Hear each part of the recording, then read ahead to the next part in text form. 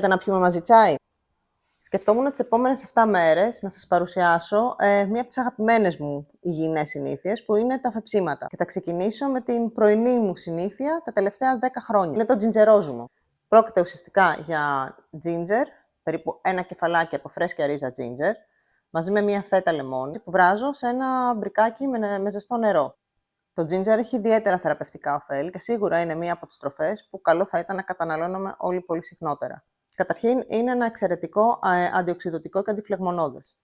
Μία από τις άλλες ιδιότητες του ginger είναι ότι είναι το αντιεμετικό της φύσης. Βοηθάει πάρα πολύ στις αναγούλες και την αυτεία που συνοδεύουν συνήθως τις χημειοθεραπείες. Μία από τις άλλες λιγότερο γνωστές του ιδιότητες είναι ότι βοηθά στον καθαρισμό του εντέρου. Ουσιαστικά κινητοποιεί μια λειτουργία με την οποία χρησιμοποιεί το έντερο για να καθαριστεί, που λέγεται το Motor Migrating Complex. Να σας πω και ένα pro tip για την προετοιμασία του ginger. Σημαντικό είναι να κλείνουμε με ένα καπάκι όσο βράζουμε, για να μην εξατμίζονται τα αιθέρια έλαια. Γιατί όλα τα ωφέλιμα χαρακτηριστικά του ginger βρίσκονται στα αιθέρια έλαια.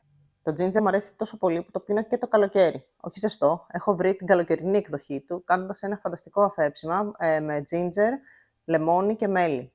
Αν θέλετε, στείλτε μου μήνυμα να σας στείλω τη συνταγή.